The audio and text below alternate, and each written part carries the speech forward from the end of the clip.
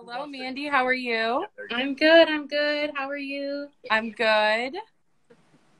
I'm super excited that you came, and we're gonna just basically. I just want you to introduce yourself to the to our audience and let them know who you are, what you do. Um, let them know about Woodhull.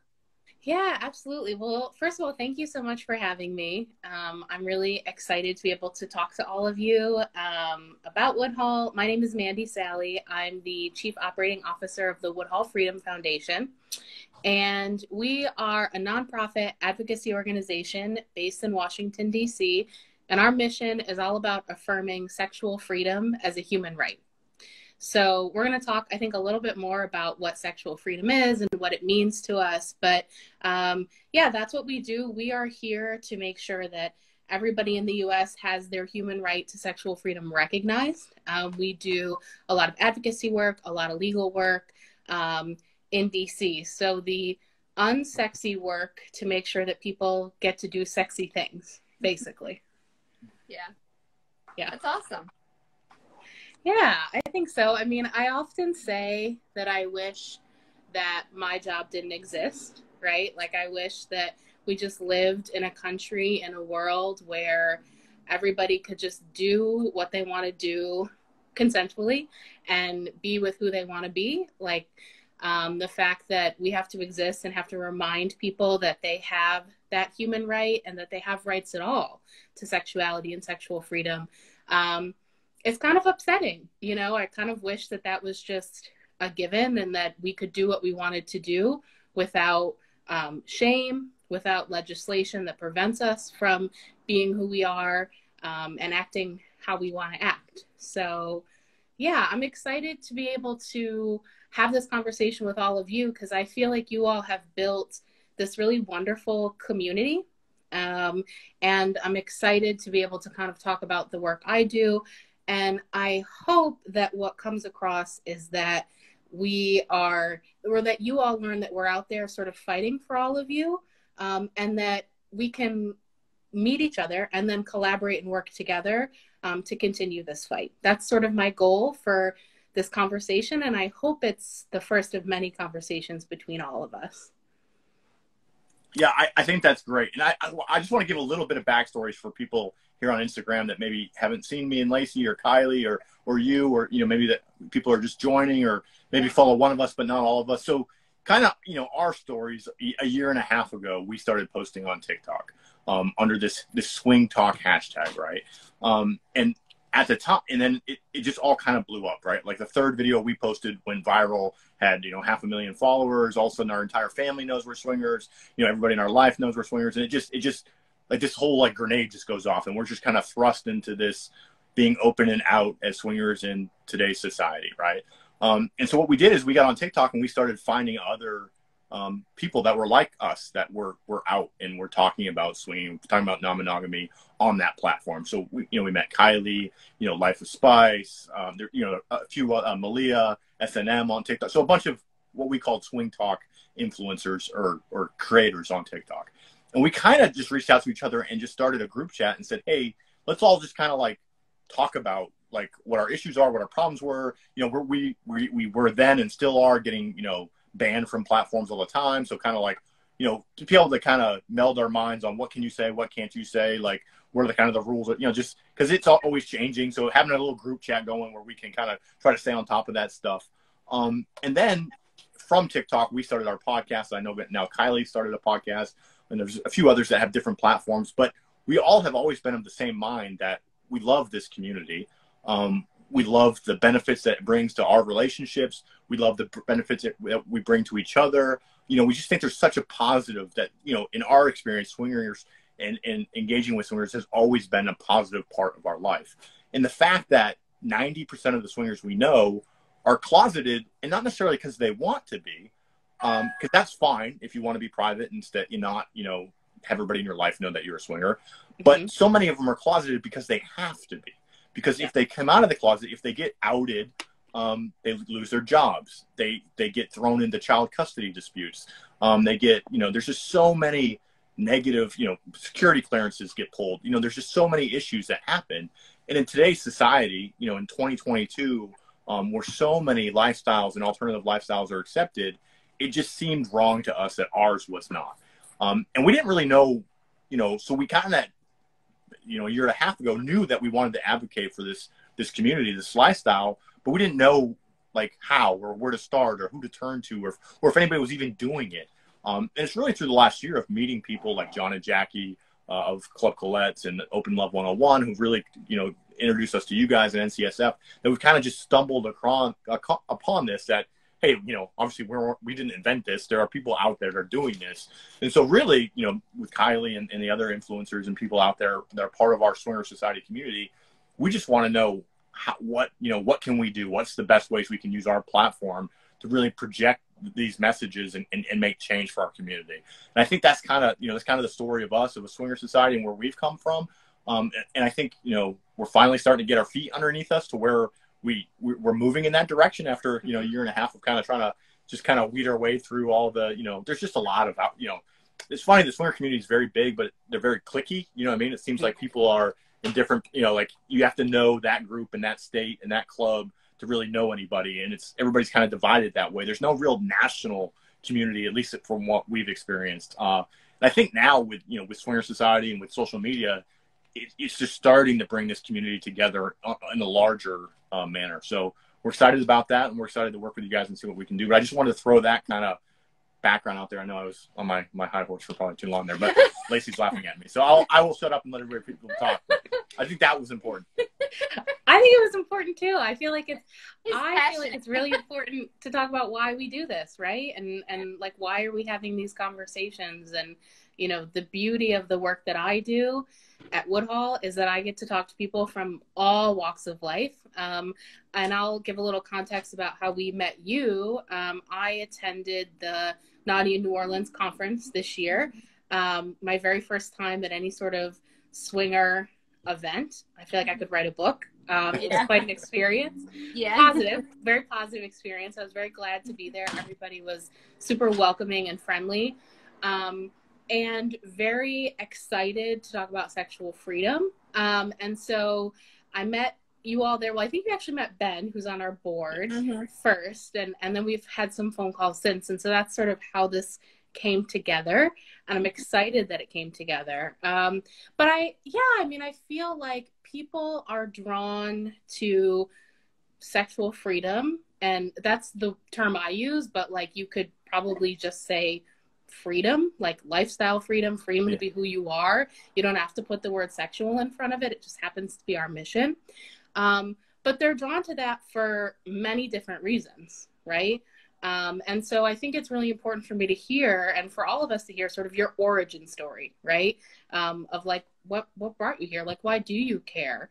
And I think it's really unfortunate that people can't do what they want in their bedrooms without worrying about these really intense consequences, you know, like anything from custody battles to losing your TikTok accounts to not being able to just tell people who you are without fear of shame. So, so thank you for sharing that with me. I'm really glad to have heard it. I don't think you were rambling or on your high horse or anything. No, and, you know, I don't talk too much about my personal life and what I do, you know, in the vanilla world, but freedom, you know, the word you used is very, very important to me, you know, and to, you know, many of the people I work with. So to have that, what I view as infringed upon, I think that does make me very, very passionate because, you know, people die for that kind of stuff. And I think a lot of people don't realize, I think people assume we have sexual freedom, right? If you went up to the normal person and says, can the government or can your employer control what you do in the bedroom? I think there's a lot of people that would say, no, of course they can't. Like, what does the government have to do with what I do in the bedroom? And it's not until you engage in something that's maybe alternative lifestyle in nature that you really see how much control people like employers and the government do have over you and the things that you do in your bedroom. And I think, you know, I know for us, as we've kind of come out and gotten more public, we've seen what those repercussions can be. And it's very eye-opening and scary in a lot of ways. Yeah. I mean, I think, you know, I don't want to like be too much of a downer because it's like late at night. We've all worked a hard day. But I am concerned about what's happening in this country in terms of people's freedoms being infringed upon, for a lot of different reasons. And there's a lot going on that stems from what you do in the bedroom, but then sort of gets cast upon other parts of your life. And so I think, you know, let's like take swinging, or let's take ethical non-monogamy, polyamory, whatever it is, whatever you call it, right? That's not protected, right? And so one of the organizations that Woodhull is aligned with is an organization called Open. And so people who are in these relationships who have multiple partners, their family systems have no legal structure for protection in the United States, right? So in the United States, the way that we legally classify and protect families and relationships is really through marriage, right? Like, you get married, you're legally bound to this other person, you have access to their healthcare benefits, you can open a bank account together, you can have children together and know that the children that you conceive together are going to be sort of protected by you, right, legally.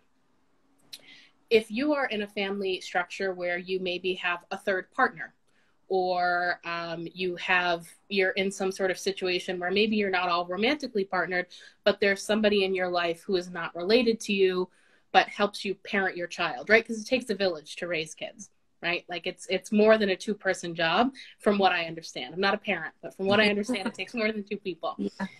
So, you know, that third person who's not related to you has no legal status protection over that child. And so even though you might do all of the things a family does together, like celebrate holidays, you know, recognize each other's birthdays, eat together, share a home, pay bills together, in the eyes of the law, that person is not significant, has no bearing on this person's life. And so God forbid something happens to the partners in that relationship who are legally in charge, so to speak, of this child. This person who's been caring for them, who loves them, who is a part of your home, has no legal right to them. And that's really terrifying, right? And so in the United States, we don't have any sort of real structure, any laws to protect families that are not your traditional two-parent married family.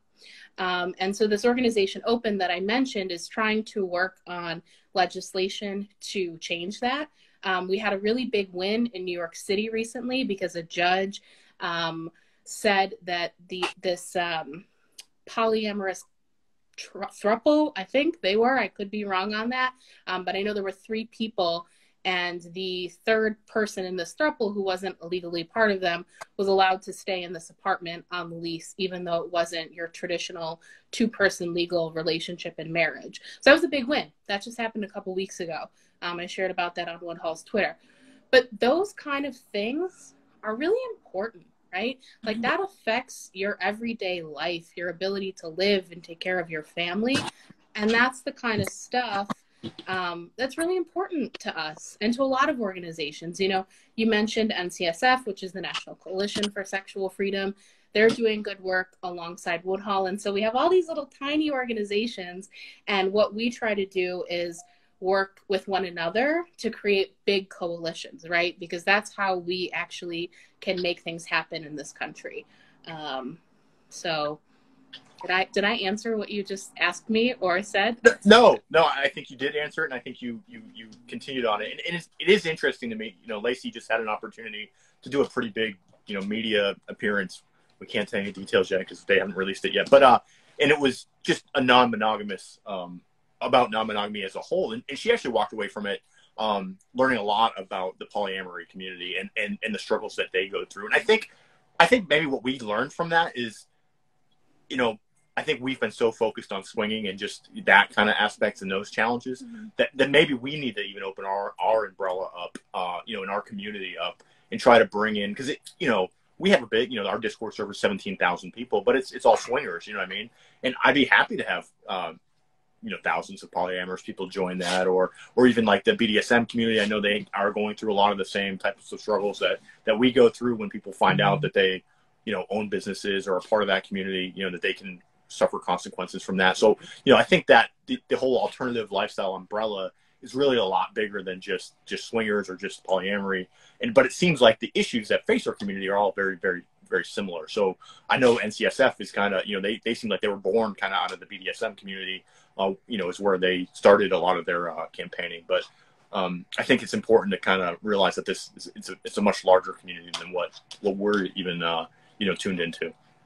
Yeah. And, you know, part of our mission as being a human rights organization means that we feel that every single human being has this right to sexual freedom. So you know, the beauty of human rights are two things. One, they belong to every single person, regardless of what community you belong to, who you vote for, how much money you have, whatever.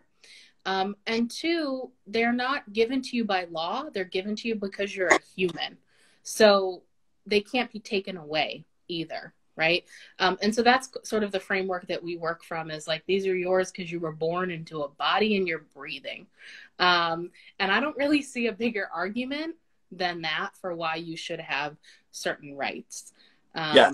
And so I guess my interest in that, and without getting too political though, is, you know, if we say sexual freedom is a human right, do you look at that as a Fourth Amendment right? Like where is that? You know what I mean? Because the truth is, there's no, you know, other than the Constitution, right? Where is that ingrained in America? I guess can you point to that, or does it not exist? Yeah. So a couple places. So the piece of, it's not really a piece of legislation, but the document that we use as our guiding document is the Universal Declaration of Human Rights, which was ratified at the United Nations in 1944, post-World War II, to avoid another conflict that was on the scale of World War II. So Eleanor Roosevelt is somebody who had a big hand in writing this document.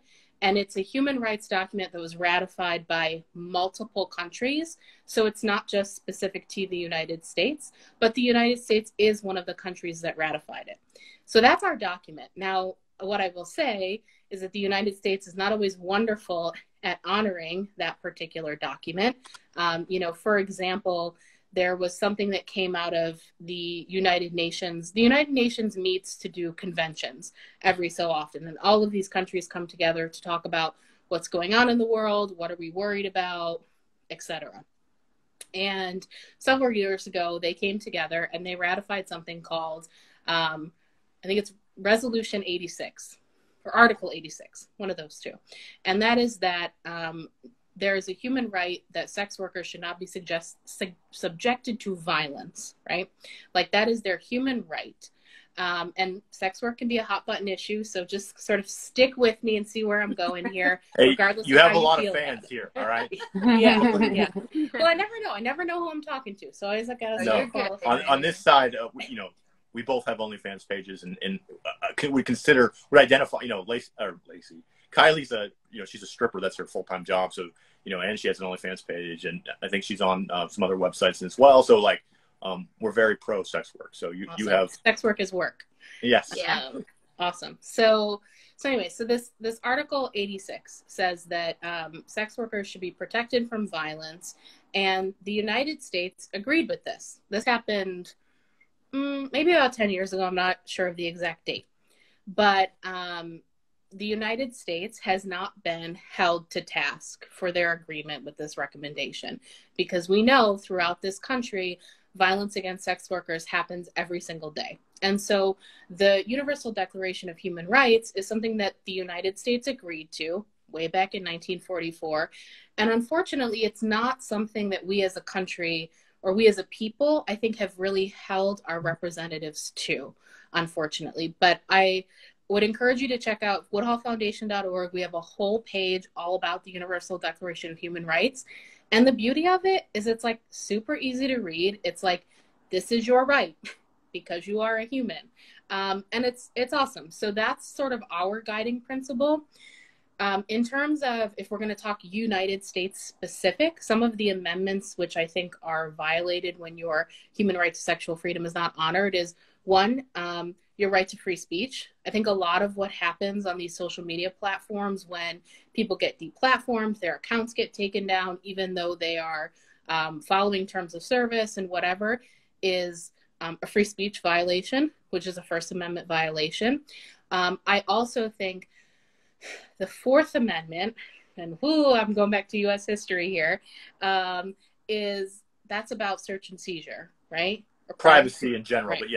Mm-hmm. Right. So the Fourth Amendment is something that comes up a lot when we talk about a piece of legislation that Woodhull is actively working against called the Earn It Act.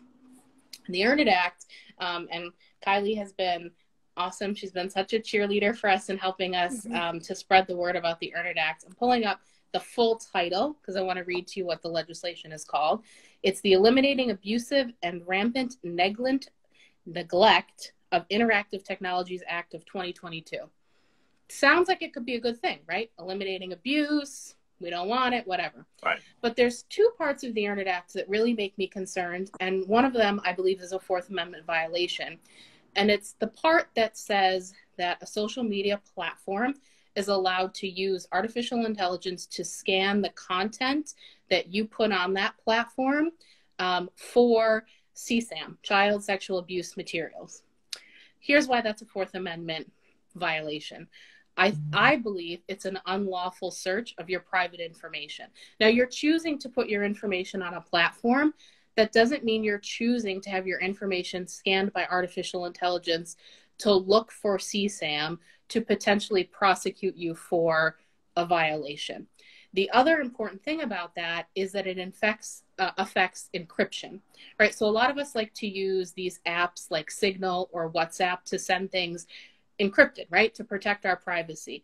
If the Earn It Act passed, what would happen is it would allow the platforms to scan all of that content ahead of it being sent encrypted. So it still gets sent encrypted, but the bots, the AI robots, whatever they are looking at all of that data before it's sent. Huge privacy violation. I feel like it's a Fourth Amendment violation. So that's one place where I see that sort of happening. Does that make sense? Yeah. Yeah. The other thing the Earn It Act does is it creates a group of Congress people to set best practices for the internet. So I don't know about you all, but a couple years back, Zuckerberg and the head of Google and all these big tech folks had to go testify on Capitol Hill, right? And there was a lot of memes and a lot of really funny videos that came out of that, testifying of like all these Congress people asking questions that clearly show that they have no idea how the internet works. So that group of people is going to create best practices for the internet. I just feel like they're not equipped. And that's not who I want controlling my internet. I want a free internet. I want an accessible internet. I want a place to be able to exchange information, education, and ideas. And legislation like the Earn It Act is a problem. And we feel it's a human rights violation, and we feel like it's a violation of your privacy, your sexual freedom, all of that stuff. So it was a really long-winded answer, but I think I hit the main points. Yeah, well, and I don't want, get too deep, but it sounds to me like this is like the Patriot Act 2.0, right? I mean, after 9/11, they did the Patriot Act, and essentially they said they wanted to be able to monitor text and phone calls and stuff like that to make sure you weren't a terrorist. And then they essentially collected data on all U.S. citizens. And then, that whole thing came out and they're like, oh, yeah, like you can't do that without, some type of warrant or at least, purpose driven behind your collection. You can't just blindly collect on all Americans. Right. It sounds like this Earn It Act is just another version of that, but online instead of through cell phone companies. Right. And what they do is they sort of use child abuse materials, that CSAM thing, or we want to keep kids safe online, a lot of that kind of language to get these things passed, because what person in their right mind doesn't want kids to be safe online, right? I don't want child sexual abuse materials out there, no thank you. But also I want my privacy and I want my rights. And so to me, there has to be some balance there. And I don't like how that's happening, or how that's playing out in Congress right now. Yeah. I guess the only other argument against that on the other side would be, well, if you remove these 230 protections, it could give rights to people that think they're being mistreated to then go sue, right? If I'm like, hey, you're letting these 18-year-old girls get on Twitter and twerk, but if I mention the word swinging, you're deplatforming me. that's not fair since you don't, they're kind of protected by that 230 protection to where I can't go sue them now. Would that, right. Is there the opportunity though, if that does get taken away, that it gives organizations like yours to go sue these platforms and say, hey, you are mistreating sex workers, swingers, non-monogamous people? I mean, could there possibly be a good side to those protections going away? Yeah, so I think it's really complicated, right?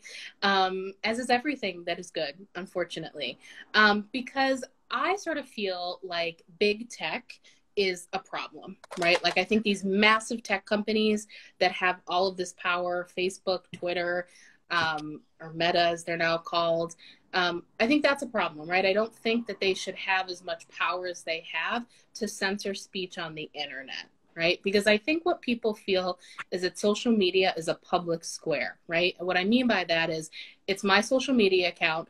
I can go on and I can post whatever I want, and it's out there because that's my right. But the reality is these social media platforms are private companies. And so they can censor whatever they feel like. It's not a public square. They can take out whatever content they want. And so that's what you're seeing, right? You're seeing these social media platforms deplatform people who don't have a lot of power, right? Sex workers. I think if we were to do a study, and Woodhull is actually funding a study about what happens when people are deplatformed. It's in the research phase right now. But I think if we were to really look at who actually gets deplatformed and who gets affected by these laws, you're going to find it's the little people, right? Or it's the people who get affected by all these laws, right? People of color, poor people, people who are practicing alternative lifestyles, whatever is not the people in power are the folks who disproportionately get affected by these things. So I think that there has to be a way to somehow check these big companies, these big social media platforms, while also protecting your privacy and protecting your freedom of speech. And I'm not sure I have 100% answer to that, but I will tell you, sorry, I don't know if anybody heard that car just backfired outside my window. But there's been a couple cases recently that are really interesting. And one of them involves Meta or Facebook. And it's, I believe it's in the state of Maryland. It's an OnlyFans creator is suing for actually trademark infringement, which is very interesting. And so what she said is that Instagram shut down her page, which was very lucrative for her. She was making a lot of money. I think she had like an endorsement from a sex toy company, whatever. She's doing really, really well. Instagram shuts down her page, but then all of these copycat pages spring up, steal her content, make the money that she's no longer earning. And so she's suing Meta because of trademark infringement. Like, hey, you affected my livelihood. You allowed all of these bots to steal the content I created, and then you shut me off the platform. And right now, she just won the first round of this case. So I'm really interested to see how that's going to play out. I also think, Woodhull is the lead plaintiff in a case against the United States called FOSTA, which FOSTA is it was sort of like Earn It 1.0. It passed in 2018. It was signed by Trump, and it attempts to make the platforms liable for any content that promotes sex trafficking. Problem with that is, one, it's this like very piece of legislation that like paints with a very broad brush. And so it's like, well, what is sex trafficking? What is content that promotes sex trafficking? Like it's not spelled out in this law.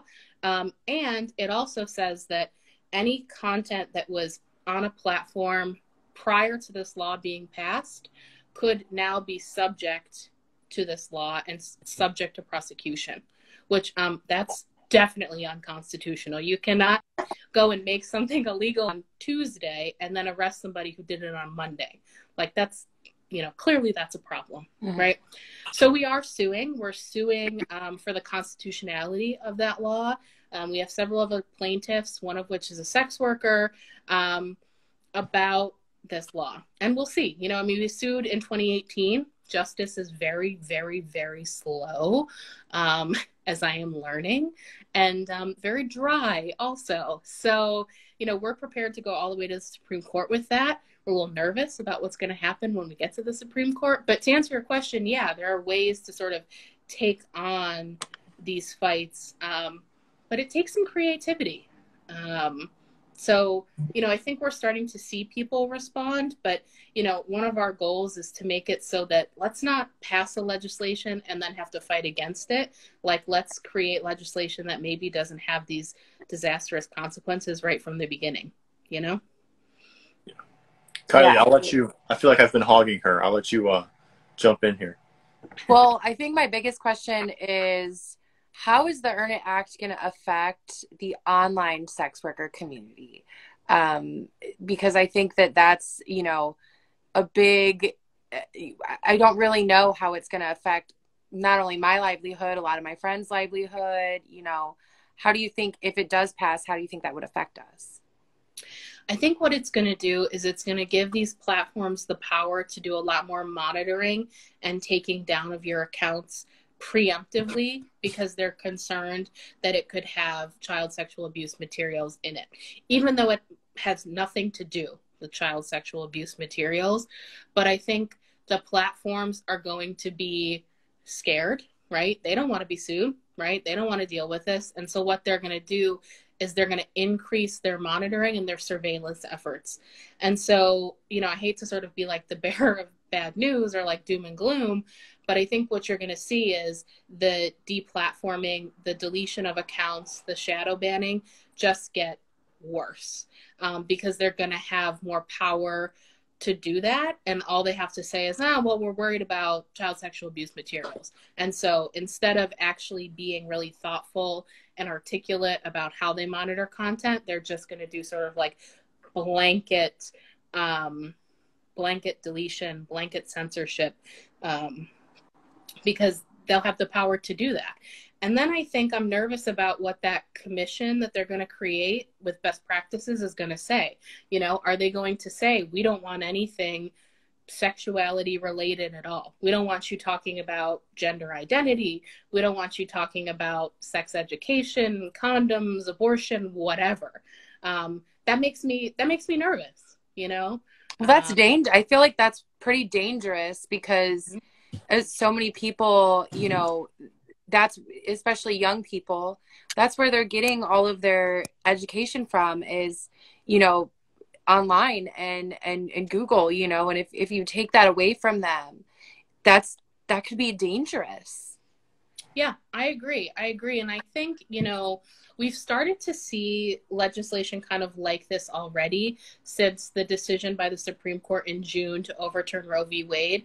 Some of the states that have chosen to ban abortion have also passed laws that say, not only are we going to ban the procedure of abortion, we're going to ban you from talking about it. You know, there was an article that came out about the University of Idaho a couple weeks ago that said professors who work at the University of Idaho, which is a state school, right? So it's subject to state laws of Idaho, could lose their job if they're caught talking about abortion access, abortion care, you know, a procedure that is now outlawed. And so that, to me, is a very dangerous side effect of something like this, and something we're already starting to see. It makes me really nervous. And I think, like, regardless of how you feel about these particular issues, you have to let people have access to the information, right? And people have access to education. And when you cut off education and you cut off resources, that really is very dangerous to people's everyday lives. And it's not okay, in my opinion. I totally agree, 100%. I mean, it could be so dangerous, especially for like the kink community. And then, like, look how far, you know, we've come at the Swinger Society when it like, we're such, you know, in our Discord, it has over, you know, 17,000 swingers on there. And it's such an important resource, not only for the community building aspect, but for the resources and for, you know, how can I find this, or boundaries or consent. Mm-hmm. Like when you take those things away from these communities, you're hurting them more than anything. Because people are still going to do it. It's the same thing with abortion. People are still going to be swingers. People are still going to be part of the BDSM community. But when you take away the education from them, then it's not as safe. Right. And the ability to build community, right? That it's not okay to do that. And I think the other thing is, I think a lot about what happened since COVID hit, right? Our lives became so virtual, right? Overnight, it was like you went from working in your office to working at home to being on Zoom calls all day long, to seeing your doctor online, to talking to your friends, via happy hour, via Zoom and all of that stuff. And I just think if that can be really heavily regulated, our lives are really going to be affected. Just think about how much time you spend online every day, or how much time you spend looking stuff up or reading stuff online. I'm horrified when I get my little screen time report every Sunday about how many hours I'm spending on my phone. And I feel like I don't want somebody censoring what's out there, what I have access to. I want to be able to tap into all of the knowledge that's available to me, regardless of the topic, and the internet is a resource. And I just think that we should not have to be limited by the government and certain people's opinions, if that makes sense. So there's probably a lot of people on this live right now who are like, well, what can we do? Like, what can people do who are listening? What can they do to kind of help against this act and help against it getting passed? Yeah, so Woodhull is running a petition against the Earn It Act. It's live on our website, woodhullfoundation.org. It's right on the front page. You just click sign here. It'll take you right there. It'll take you 2 seconds. Super easy action. But the other thing is, pick up the phone and call your reps. Regardless of what party you're from, just pick up and say, hey, I'm not into this. I'm not into censorship. I don't like that you would support something like this, because the reality is, the people in office are supposed to be reporting to us, right? We are their bosses. And so it's important to tell them how you feel about these things. I would also say it can sometimes feel a little complex when we get into talking about online stuff and internet acts. It's certainly not my area of expertise, but I had to learn because I was concerned about my rights. And so you can check out our website's a great resource, but there's couple other organizations. The Electronic Frontier Foundation is a really good one. Fight for the Future does a lot of really good advocacy around these issues. So there's lots of resources out there for people. And I also just want to say, we're 3 weeks away from Election Day. Midterm elections are coming up. I don't care who you vote for, but please vote. Please go out and make your voice heard. It's a really simple way to tell people how you feel, to tell your officials how you feel in every single race, because every single one matters. So that'll be my only plug for the election. We don't talk about politics anymore. But I think those are just 2 really simple things you can do to be really involved members of your communities. Yeah. And I would say as a general rule, we tend to follow as swingers that, religion and politics are 2 things that normally you won't find non-monogamous swingers talking about, right? Yeah. But when you start talking about deplatforming people, taking away people's voices, if you start to threaten our sense of community, right? If we can't gather in either online spaces like our Discord server, or, even public spaces, sometimes in some states, swingers clubs and places like that have been attacked, have been deemed unlawful, so to speak. I think our community does get passionate about those things. And I think definitely sexual freedom, when you're talking about governments and employers and people like that, being able to dictate how you engage in sex, that just seems so un-American on so many levels. So I think, we do have maybe an interesting path ahead of us, because to get swingers engaged in politics might be I feel I have mixed feelings about that, because as a general rule, it's nice to go to a swingers club and not talk about politics, right? Yeah. So I don't want to be the one to go in there and say, hey guys, let's talk about the Earn It Act, we got to get behind it, because it does go against a lot of, kind of what our community preaches, right? It's, like, that's kind of a safe place to go where you don't have to talk about politics. But you know, if we never talk about it, if we never get engaged, we're not going to have any control over what happens to our community. And I think that's kind of where we maybe have to draw a line and say, hey, that's fine if we don't want to talk about, you know, other politics, right? But when it comes to sexual freedom, when it comes to the right to community and the right to spread information and assemble, you know, you have to protect those interests, especially if you want to be a part of this community. So I think that's an interesting, I don't know, Kylie, we might have to talk offline about how exactly we engage people on politics without getting too political. Right. Right. But I think it's important, right? Because it definitely is. The community has a vested interest in this. And I think it's important to get the message to them that, hey, this is really going to affect you guys. But, you know, I think as soon as you bring up the word politics, a lot of the people in this community immediately zone out because it's like, hey, you just violated rule number 1 for this community. Like, we don't talk about that here, you know? So it is an double standard, I guess. Yeah, you're there to have fun. You're there to have a good time. And like, you know, like I said at the top of our conversation, like, I want everybody to have a good time and do what they want to do. Like, if you are a consensual adult, you should get to do what you want to do with who you want to do when you want to do it, right? Like, that is how I feel. And at Woodhull, we will fight for every single person to do that, regardless of who they vote for, regardless of what issues maybe they think are super important to them outside of sexual freedom, regardless of who they donate for. Like, every single person deserves that right.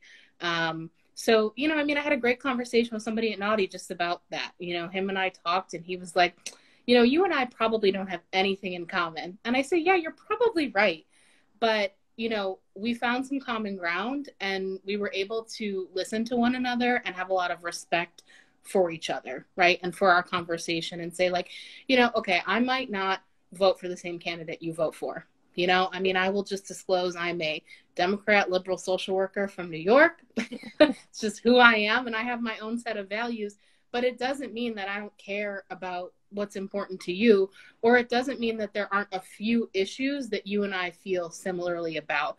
And so I think what's really important when we start to have these conversations is to respect one another, right? Like, I respect your viewpoint, you respect my viewpoint, and let's just come at it from a learning perspective. You know, let's just say, like, hey, we're going to have this conversation, and we're going to learn something from each other, and we're not going to get fired up, and we're not going to get mad at each other. We might feel passionately about something, but we can still have a conversation without having to, like, tear each other's throats out. You know, I think we forgot that we can do that in the United States because things have been a little tense in the past couple of years, putting it lightly. But we're fully capable of doing that and supporting one another. So, you know, I think it's possible, I guess is what I'm saying. So we have a couple of questions that the audience sent in. It was mostly, I asked all week, like, you know, you have any questions? So the first question is for me and Lacey. Mandy, you don't have to answer if you don't want to. But they asked, are you bi? So I'm an openly bisexual female. I've been an openly bisexual female since I was 16. And I always say I was bisexual before it was cool, right? Like,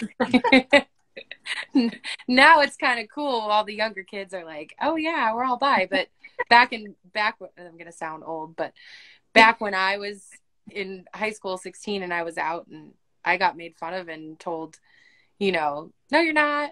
You just like attention. So anyways. I'm a bisexual, yes. And that was something that came like later in life, in my 30s. But yeah, I am. And the interesting part about Lacey being bisexual, she actually did not get comfortable saying that words even until probably here in the last year. Yeah, right? yeah. And because I had been with women throughout my life, but like until I went on TikTok and people were like openly asking me, I was like, well, I've never said that out loud. So I kind of like came to it like as I was doing TikTok lives. I'm like, well, I mean, I've done this and I enjoy that. So that equals this. So yes. Yeah, that's wonderful. Mm-hmm. Happy for you. And also happy belated Bi Visibility Day. Bi Pride was in September. Yes. We're all about that, celebrating that. Yeah. That's awesome. And then the next question is, are you and Lacey considered sex workers? If so, how do you feel about decriminalizing sex work? And I'd also love to hear Mandy's take. So I'll answer. Yes, I'm considered a sex worker. I'm a stripper. I do OnlyFans. I do camming.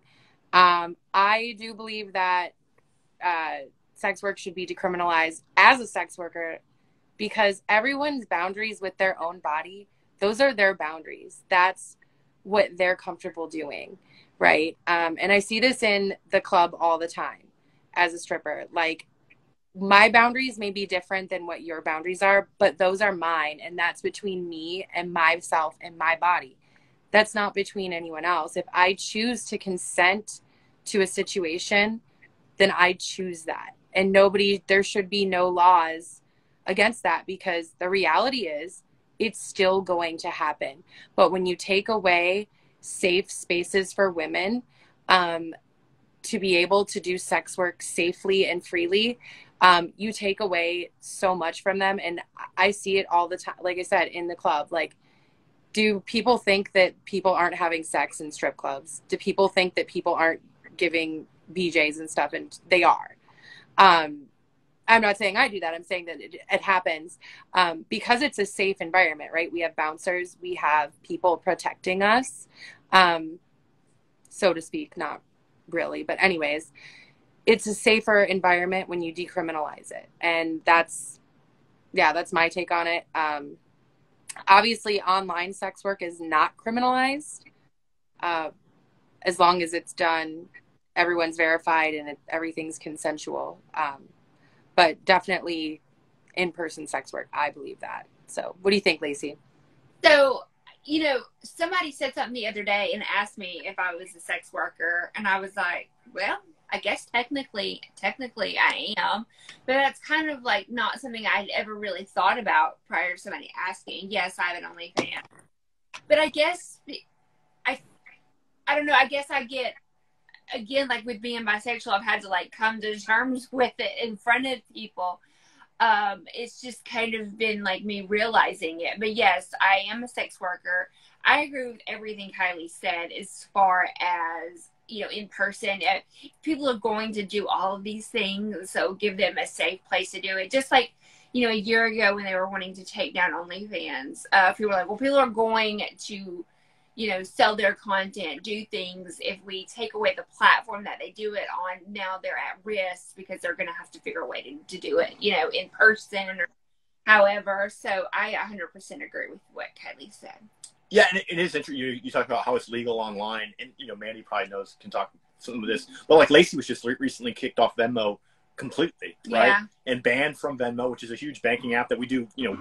Not only some of her sex work stuff goes through that app, but we also do a lot of our private, businesses and exchanges on there. And so, without any real proof, somebody made an accusation and the app banned us, and we're banned from life, and there's nothing we can do about it. And we even asked, like, could you tell us what? Right, show us, like, what evidence do you have that we broke your, and they essentially said, this is a private platform, and we control it, and we feel like you violated the community guidelines, and so you're gone.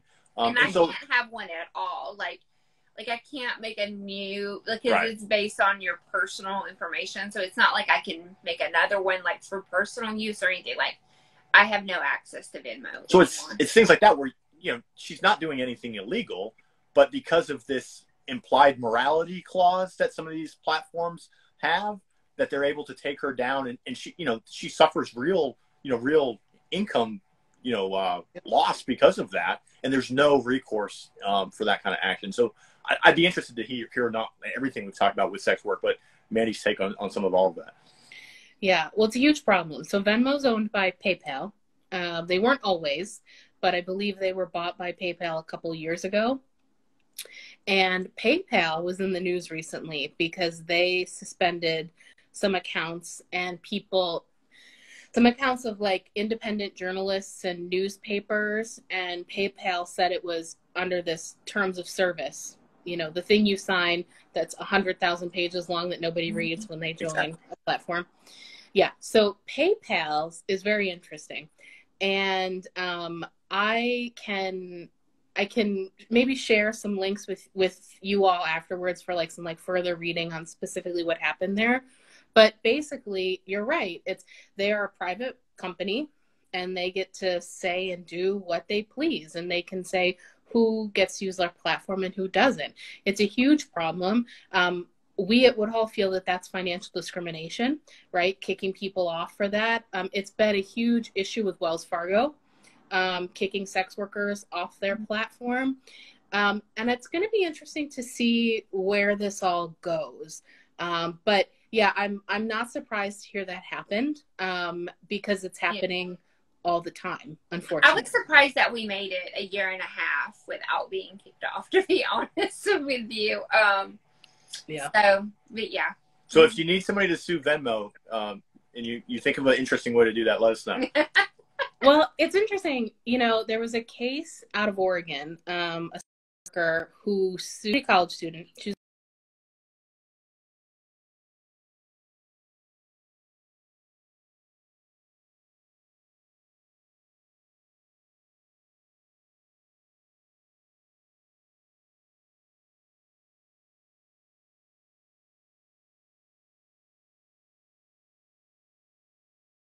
their contract with her as a student to provide her a safe place to learn based on the fact that she had been a sex worker, and she won. And she won like a $1.7 million settlement against this community college in Oregon, which is amazing. And I think what you're going to see is a trend for people suing based on that, based on contracts, right? Saying like, your contract says that you're not going to discriminate against women, you know, people of color, et cetera, and you did this to me. And that's discrimination. So it's one of these things where you have to kind of get creative legally, right, to get some of this stuff to happen. And sometimes it gets really tricky with sex work, because if we're talking about prostitution, that's not legal in most of the United States. Mm-hmm. And so that can be tricky. But as you all mentioned, there is lots of sex work that is perfectly legal: porn, camming, stripping, all of that stuff. And so nobody should have their stuff taken down because of that. So it's really interesting. You know, it's terrible, but I think you're going to see some really interesting lawsuits come out of all of this. And I will just say that Woodhull is 100% in support of the decriminalization of consensual adult sex work. It's really important to us. We work with a lot of sex worker-led organizations to organize around that, and we are fully in support of that. So that's where Woodhull stands on it, and where Mandy stands on it. So my next question is, what does sexual freedom mean to you? So to me, sexual freedom is to be able to live my adult alternative lifestyle, not in fear that like I'm going to lose custody of my child, because that's something that Brad and I have went through. And I mean, we didn't lose custody of our child, but we've been through, you know, a custody battle, and that I'm not going to lose my platform. You know, I can go out on my Instagram, on my TikTok, and I can say I'm a swinger and I'm proud. And, you know, and also, you know, I think just being able to be free, just like anyone else, and not have to hide in the closet of sexuality, which I try to be, you know, a role model for that. And you always see me sporting this shirt at my kids' PTA meetings, because like, I love it. I don't care, you know, because to me, like, it's very freeing to, you know, I'm so happy being a swinger. I found my bliss with not only the community, but I found myself through, you know, becoming a swinger and coming out as a swinger. It wasn't just being a swinger, it's coming out and being able to, you know, be a voice for people. And I think that, you know, it's sexual freedom. There's so much more to it than that. But honestly, it's just, I want to be able to just be out and proud, you know? So sexual freedom for me is the choice to choose who I want to sleep with, consensually, of course, to choose if I want to do sex work, to choose if I want to talk about it publicly, or keep it privately. It's just me allowing myself to choose how I handle all of those things. And that's the freedom part. Again, like Kylie, I have a child from a previous relationship. So that is definitely something hanging over my head. Because of my choices, will that jeopardize, my custody with my son? So like, I definitely have fears around it, but I want those fears to go away. I want to be able just to be openly living my life and no fear